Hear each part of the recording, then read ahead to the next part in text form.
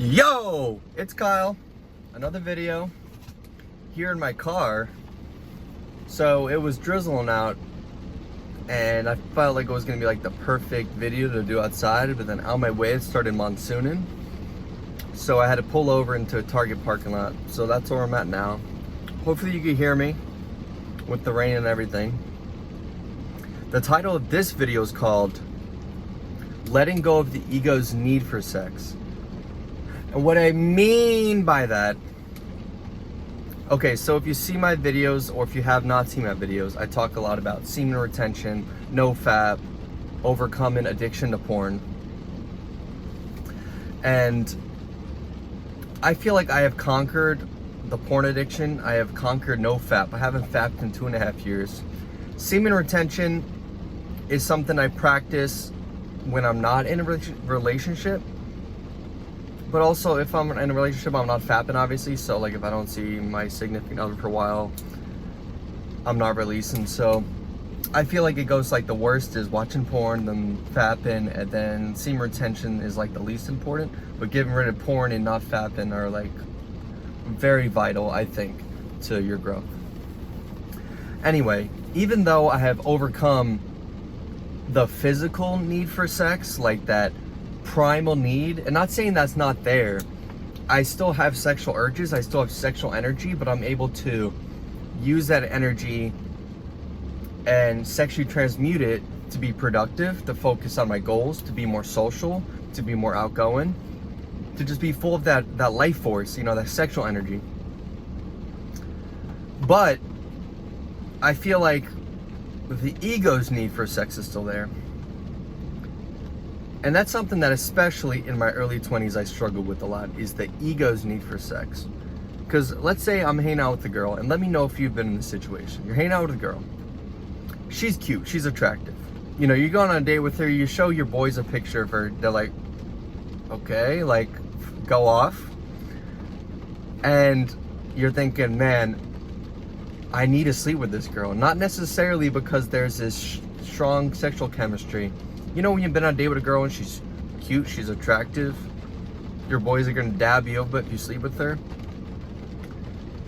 But you're hanging out with her and maybe the vibe's not there, you're not feeling it. You know, there's not that sexual chemistry, there's not that chemistry at all. You guys aren't vibing, you guys like different things. But the thought in your back of the head still is, I need to sleep with this girl. Because I need to feel validated. She's a beautiful woman. I need to feel worthy of being a sexually desirable man, of being worthy, of having other people's validation. Your friend's validation when you tell them you slept with this beautiful woman, getting the validation from this girl.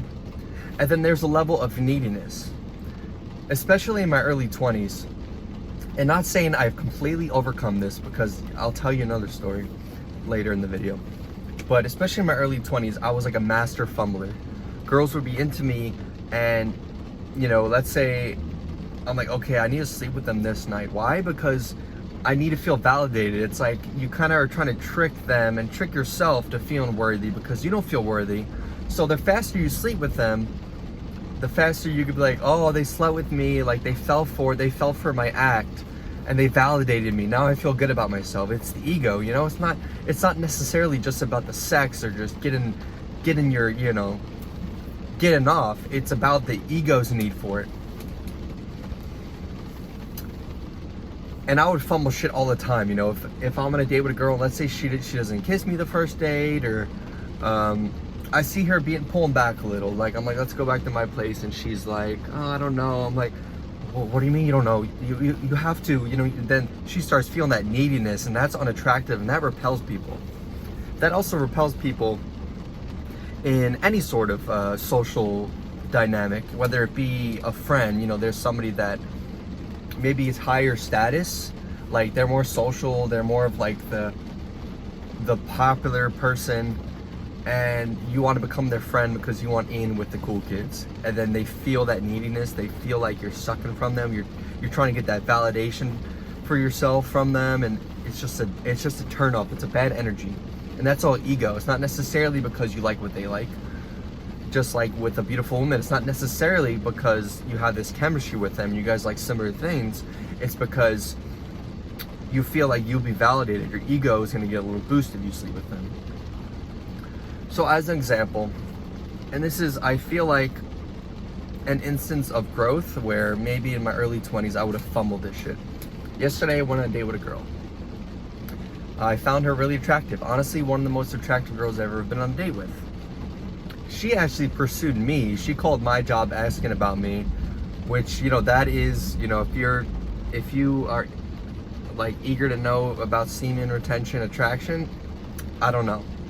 I believe it's true, but also you got to work on yourself, you know, go to the gym, follow your purpose, be grounded, don't be needy.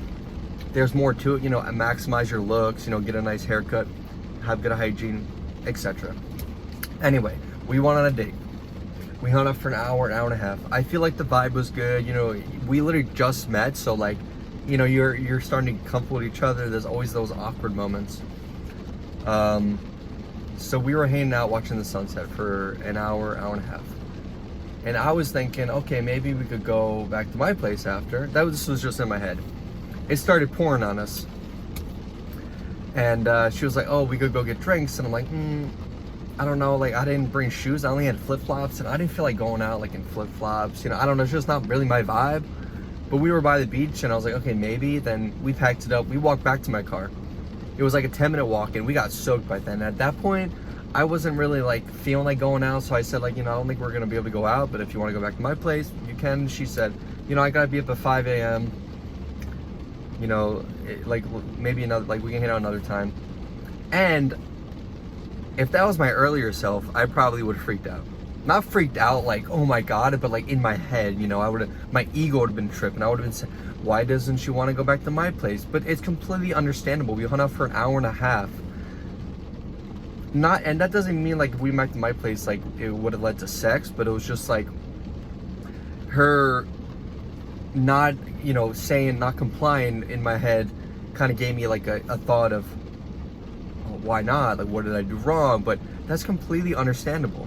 And if I were to like in that moment act needy or like push forward a little too much, say no, you gotta come back to my place, like please, like that ego, that neediness. Oh, why not? You're not having fun, and my ego is gonna fucking freak out, and I'm gonna lose my mind. But I was like, okay, you know, it's understandable. And I joked earlier about like we were talking about sharks, and I made like a, you know, eating people joke. I'm like, oh, is it because you know, I made that joke about eating you? Anyway, she went on her way, and we're actually probably gonna hang out again. You know, we've been texting, and she said, yeah, I'd like to see you again. So, you know, the vibe's there.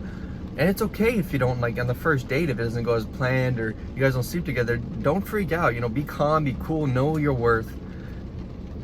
Because, honestly, if that was me when I was, like, 21, 20, 19, 22, you know, my earlier years of, you know, being in the dating scene, I probably would have fumbled it, or maybe texted her after, I'm so sorry, you know, if I made, you know, but I was just cool about it.